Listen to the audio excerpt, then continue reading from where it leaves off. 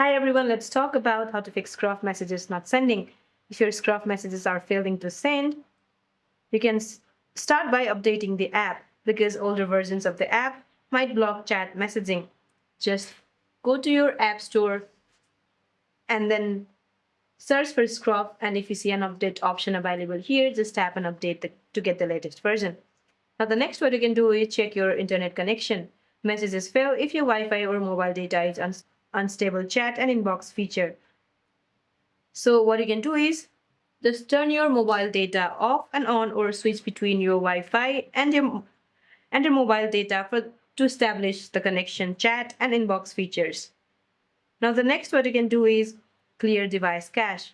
If messages are stuck or failing, just force clear your cache.